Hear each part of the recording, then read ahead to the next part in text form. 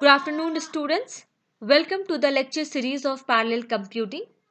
In today's lecture, I am going to discuss one of the model of the parallel computer, that is multi-computer. There are three models of parallel computer.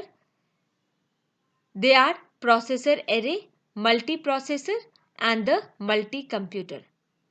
In my previous lecture, I have already discussed about the processor array and the multiprocessor. Today I am going to discuss about the multi-computer and how the multi-computer is different from the processor array and the multiprocessor. So before moving to the multi-computer, just I want to tell you about the processor array and the multiprocessor. A processor array is based on single instruction, multiple data. And here the processor array looks like a sequential computer. The earlier SIMD computers were the pipeline processor, but nowadays no one use a pipeline processor. So a processor array came into existence. A processor array looks like the front end of the processor array looks like a sequential computer. But the CPU is connected to a set of identical synchronized processing elements which are capable of performing the same operation on the different data. Here the CPU is connected to a number of processing elements, and this processing element can perform the same operation but on the different data. Here each processing element have their own local memory. When a CPU gets an instruction, then it pass this instruction to the different processing element so that they can perform the execution on the different data. If I talk about the multiprocessor, a multiprocessor is a parallel computer in which we have a number of processing element, but all the processing element access the shared global memory, and they are connected through a interconnection network. We have two types of multiprocessor: uniform memory access, that is your UMA, and a non-uniform memory access multiprocessor. Now let's come to understand about a multi-computer.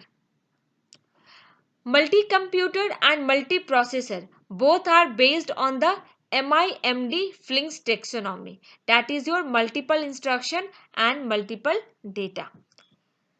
In multi-computers, there is no shared memory. If you remember, the in multiprocessor, all the processors can access the common shared global memory, but also they have their own cache memory. But in multi-computer, there is no shared memory. Each processor has its own private memory. And the very important thing, the communication, or you can say that the process interaction, takes place through the message passing. There is a message passing technique through which the processors in the multi-computers communicate to each other. All the multi-computers are connected through a network. The example of multi-computers are like Ncube 2, Thinking Machine, Paragon XPS. These are the famous multi-computers. Now, let's understand how the processors communicate in a multi-computer. There is a technique called message passing. Previously, in the first generation multi-computers, the processors in the multi-computers communicate through a store and forward message passing technique. But later on, the multi-computers are using a circuit switched message passing technique. There were some disadvantages associated with the store and forward message passing technique, so we have moved to the circuit switched message passing technique. Now, let's come to understand when a communication takes place in the multiprocessor, there are some terminologies that we should know and how much time the processor will take to transmit information from one processor to the another processor. The time taken to communicate a message between the two nodes in a network. Here the two node will be considered as a processor. Either you can call it two processor or a two node. Each processor will act as one node. The time taken to communicate a message between the two nodes in a network is the sum of the time to prepare a message for transmission and the time taken by the message to traverse the network to its destination.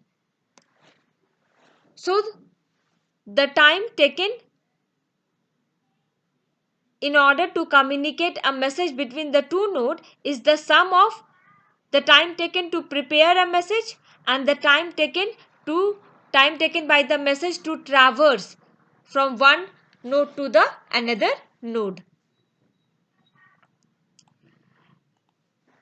Now let's understand some of the terminologies that we used in that are used while traversing a message from one node to the another node, or you can say that these terminologies are used in the message passing technique. These are your startup time,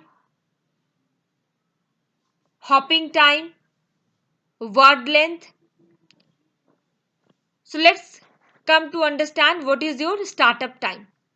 It is the time required to handle a message at the sending and receiving node. We have to include we have to prepare the message, like we have to include the header, tailor and the error correction,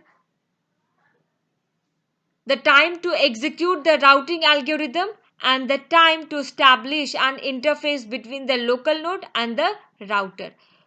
So these all makes your startup time.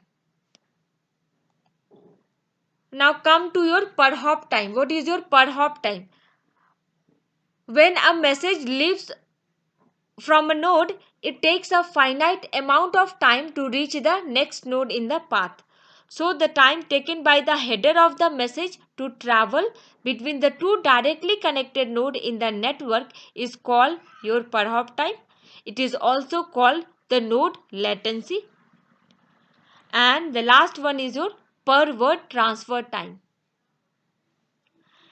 If the channel bandwidth is r words per second, then each word will take 1 by r to traverse the link. The time taken by each word will be your 1 by r, where r is the channel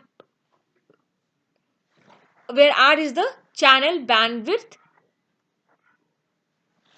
So these are the three terminologies we used in the message passing technique. Now in the second session, I will explain you the store and forward message passing technique and the circuit switched message passing technique. Thank you.